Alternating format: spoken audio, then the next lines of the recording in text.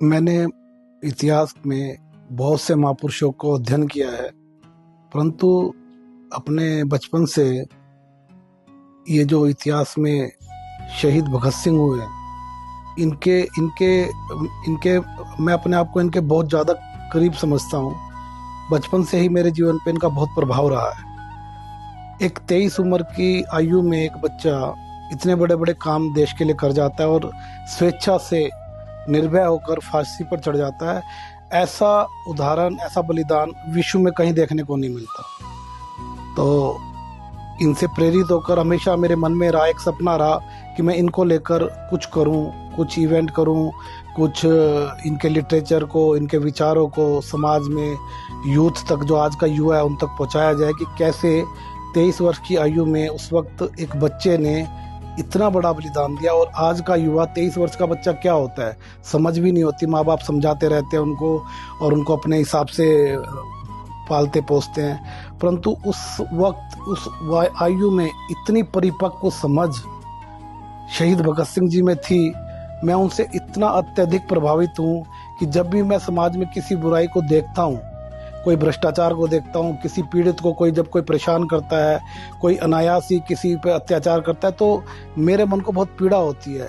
तो मैं अपने आप को कई बार असहाय महसूस करता था, लेकिन आज मैं ये इस पोजीशन में अपने आप को देख रहा हूँ कि 1% भी समाज के लिए कुछ कर सकूँ, तो ये मेरे लिए बहुत सौभाग्य की बात होगी। और उसी दिशा में और उसी सपने को मैं अब जी रहा हूँ। और आज ये जो भी कुछ करने जा रहा हूँ, 14 अप्रैल को बैसाखी के पवित्र दिन, एक शाम शहीदों के नाम, शहीद भगत सिंह को एक मेरी ट्रिब्यूट है। मेरे सपनों के जो आदर्श हैं, मेरे जो ये शहीद है, शहीद भगत सिंह, इनको एक मेरी छोटी सी ट्रिब्यूट होगी। और इस इवेंट के माध्यम से मैं एक युवाओं को एक संदेश देना चाहता हूँ कि भगत सिंह के जीवन को अध्ययन करें और उनके विचारों को, उनकी पुस्तकों को पढ़ें, जो उन्होंने उस वक्त लिखा और जो उन्होंने, उनका जो एक छोटा सा जीवन है। मैं कहूँगा कि भगत सिंह जो प्रभावित हुए थे, 13 अप्रैल 1919 को जो जलियांवाला बाग हत्याकांड हुआ था, उसने उनके जीवन पे बहुत गहरा प्रभाव डाला था, जिससे प्रभावित होकर उन्होंने अपना जीवन आज़ादी की लड़ाई के लिए लगाया। और आगे कैसे कैसे उन्होंने जीवन जिया, उसको अगर हम अध्ययन करते हैं तो हम पाते हैं कि भगत सिंह की एक एक विचार, एक एक जो भी उनकी गतिविधि थी, वो एक सोची समझी थी। उसके पीछे एक पूरा उद्देश्य था। ऐसा नहीं था कि जैसे कई राजनीतिक लोग कह देते हैं कि वो भटका हुआ नौजवान था, ऐसा नहीं था। उसके पीछे उनकी एक सोची समझी एक पूरी रणनीति थी, समझ थी।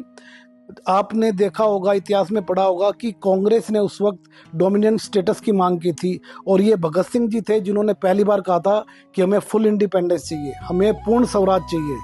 तब कांग्रेस ने अपने प्रस्ताव में बदल किया और पूर्ण स्वराज की मांग की, फुल इंडिपेंडेंस की मांग की।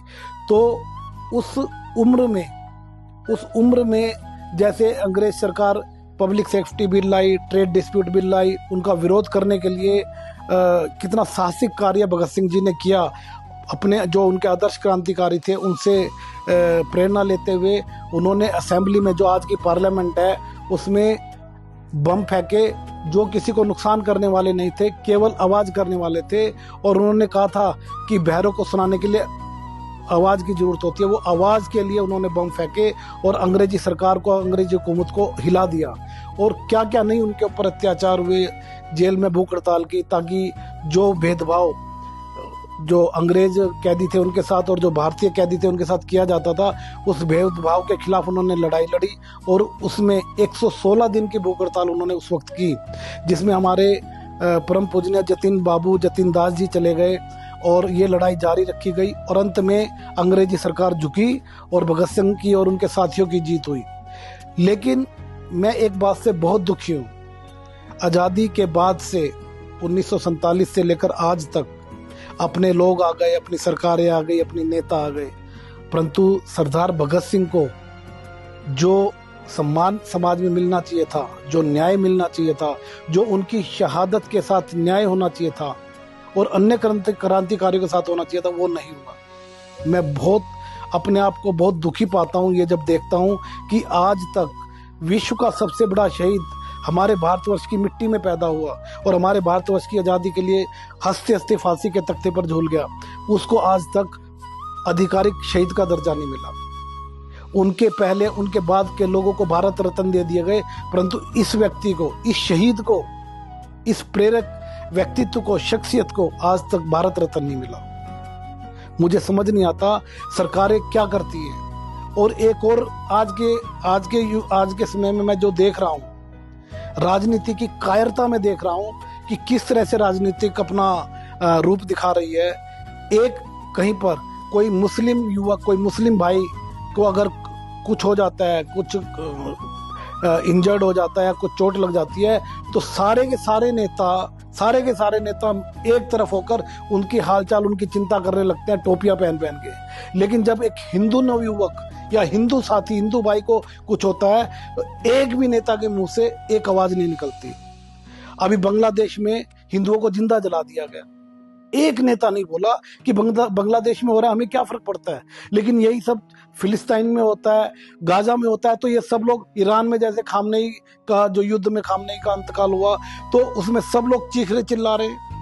अरे अपने देश के अंदर जो अन्याय हो रहा है, आजादी से लेकर आज तक, मैं नहीं समझता हिंदुओं के लिए कोई खड़ा हुआ है। ले देकर मुझे एक आशा की किरण नजर आती है राष्ट्रीय स्वयंसेवक संघ से, जो अविरल ऐसा देशभक्त संगठन है जो देश के लिए, समाज के लिए अविरल काम कर रहा है। अब 100 वर्ष पूरे हो गए आरएसएस को, राष्ट्रीय स्वयंसेवक संघ को, लेकिन वो अपने कार्य में निरंतर लगा हुआ है। तो मेरा ये इवेंट का एक लक्ष्य ये भी है कि मैं सरकार को ये मांग कर सकूं, सरकार से ये मेरा संकल्प है कि शहीद भगत सिंह को शहीद का आधिकारिक दर्जा मिले और उनको भारत रत्न मिले। ये सोचकर मैं उस दिन एक एनजीओ की भी स्थापना करने जा रहा हूँ, शहीद आजम भगत सिंह मेमोरियल फाउंडेशन। और उस फाउंडेशन के माध्यम से मैं देश में, समाज में जो भी मुझसे तिनका भर भी बन पड़ा मैं करूँगा, और मेरी कोशिश रहेगी सरकार से शहीद भगत सिंह को शहीद का दर्जा दिलाने की और भारत रत्न दिलाने की। साथियों, एक बात और आपको बताना चाहता हूँ, इस इवेंट में हमने एक सरदार भगत सिंह जी के जीवन पर एक प्ले तैयार किया है, और उसकी खासियत ये है कि सरदार भगत सिंह जी का आज के युवा से संवाद दिखाया जाएगा कि उस वक्त सरदार भगत सिंह जी ने जिन हालात में अपने जीवन की कुर्बानी दी और जो उन्होंने सपना देखा कि मेरा देश, मेरा समाज कैसा होगा, उसको लेकर आज के युवा से संवाद दिखाया जाएगा कि भाई आज का समाज कैसा है, जो उन्होंने कल्पना थी क्या उस जैसा है। उसको लेकर हमने एक नाट्य प्रस्तुतिकरण तैयार किया है, और एक गाने पर मेरा भी एक्ट रहने वाला है, क्योंकि मैं बड़ा करीब हूँ इनके। तो मैंने भी उनसे रिक्वेस्ट करके आर्टिस्ट से कि भाई एक मुझे भी मौका मिलना चाहिए, मैं अपनी भावनाओं को प्रदर्शित कर सकूं। तो मेरी आप सब लोगों से विनती है कि आप सब लोग आए, देखें, और अपने परिवार में जो भी यंग बच्चे हैं उनको अवश्य लेकर आए। मैं सभी साथियों को बताना चाहता हूं कि इस इवेंट की सबसे बड़ी खासियत ये है कि सरदार भगत सिंह जी के परिवार से उनके छोटे भाई परम पूजनीय स्वर्गीय श्री कुलतार सिंह के बेटे श्री किरणजीत सिंह जी इस कार्यक्रम में, इस इवेंट में मुख्य अतिथि के तौर पर रहेंगे। आप अगर इस इवेंट में आते हैं तो आप ये समझिए कि साक्षात भगत सिंह जी के दर्शन आपको होंगे। धन्यवाद।